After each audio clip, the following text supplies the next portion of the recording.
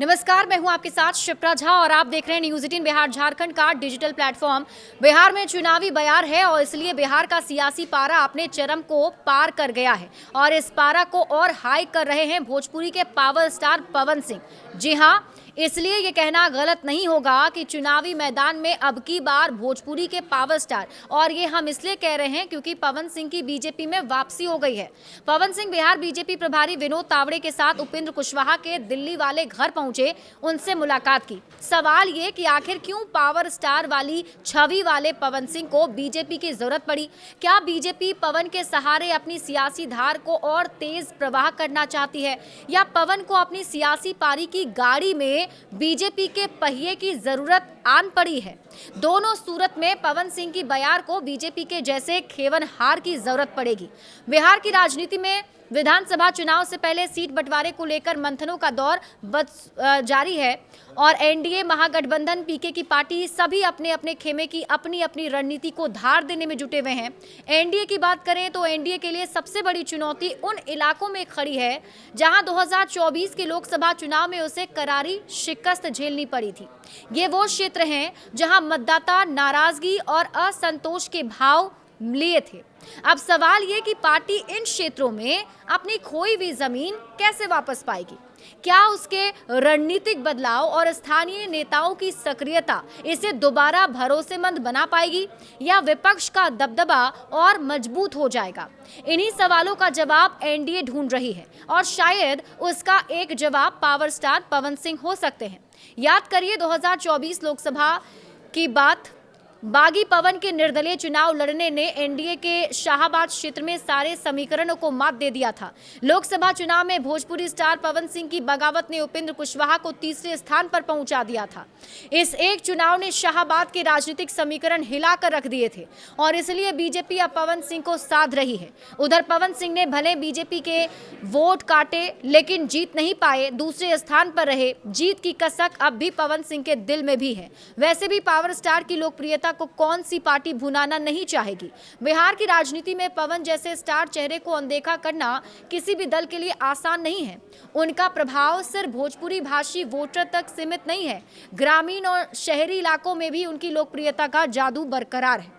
Karakat Lok Sabha seat की ही बात कर लीजिए। कुशवाहा समाज और राजपूत समाज के बीच बढ़ी खींचतान ने इस हार की गहराई को और बढ़ा दिया था। यही वजह है कि इस बार बीजेपी और एनडीए इस क्षेत्र पर नजर रखे हुए हैं। चुनावी रणनीति को हर छोटे से छोटे बिंदु तक परखा जा रहा है क्योंकि शाहबाद अब पहले कहीं अधिक नाजुक और चुनौतीपूर्ण मैदान बन गया है। राजनीति के इस जंग में हर वोट की कीमत दोगुनी हो गई है। काराकाट में ही आता है शाहबाद, जहां से पवन सिंह को टिकट मिलने का अनुमान भी लगाया जा रहा है। काराकाट लोकसभा क्षेत्र शाहबाद की राजनीति में हमेशा से एक अहम केंद्र रहा। यह इलाका जातीय समीकरण के इर्द गिर्द घूमता है और चुनाव में इसी वजह से हर वोट की कीमत बढ़ जाती है। 2020 के विधानसभा चुनाव में शाहबाद की 22 सीटों में एनडीए केवल 2 सीटें जीत पाया था, जो इस क्षेत्र में उसकी कमजोर पकड़ को उजागर करता है। पवन सिंह की बगावत ने 2024 के लोकसभा चुनाव में बीजेपी के लिए आरा, काराकाट, औरंगाबाद और बक्सर सीटों पर नुकसान का रास्ता खोल दिया था। हाल ही में बिहार बीजेपी के दिग्गज नेता आरके सिंह कई बार पार्टी की लाइन से अलग नजर आए। इस स्थिति में एनडीए के लिए अपने परंपरागत राजपूत वोट को सुरक्षित रखना एक बड़ी चुनौती बन गया है। वैसे पावर स्टार पवन सिंह को अपने पक्ष में लाना इस चुनौती को बदल सकता है। उनकी लोकप्रियता और प्रभाव से पार्टी अपनी खोई जमीन वापस पा सकती है और शाहबाद में रणनीति को मजबूत बना सकती है। यही वजह है कि इस क्षेत्र पर पार्टी की नजरें पहले से कहीं ज्यादा टिकी हुई हैं। वैसे कुशवाहा और पवन सिंह के साथ आने से फायदा ही फायदा है।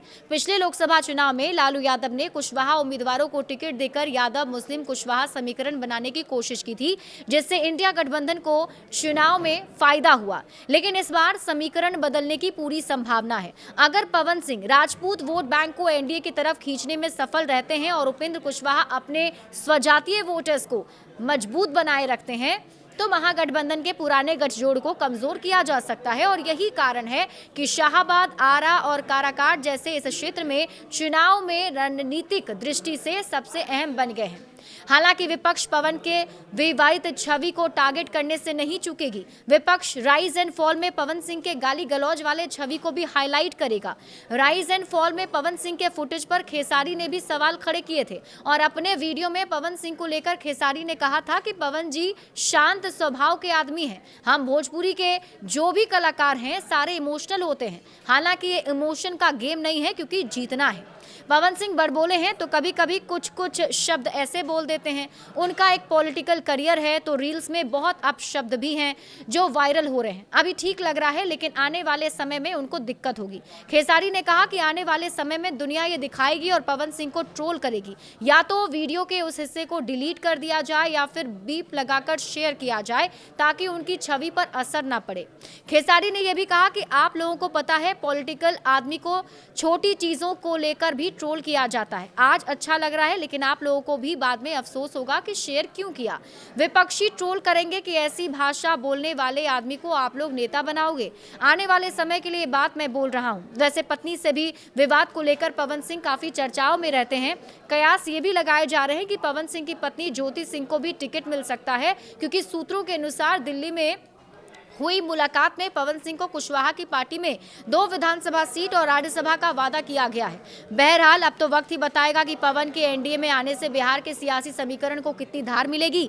पावर स्टार के परफॉर्मेंस से विपक्षियों को कितना टेंशन होगा। पवन सिंह को किस सीट से टिकट दी जाएगी। क्या पवन सिंह के फैंस वोटर्स में तब्दील होंगे। क्या पावर स्टार पवन के पावर के सामने विपक्ष चारों खाने चित हो जाएगा।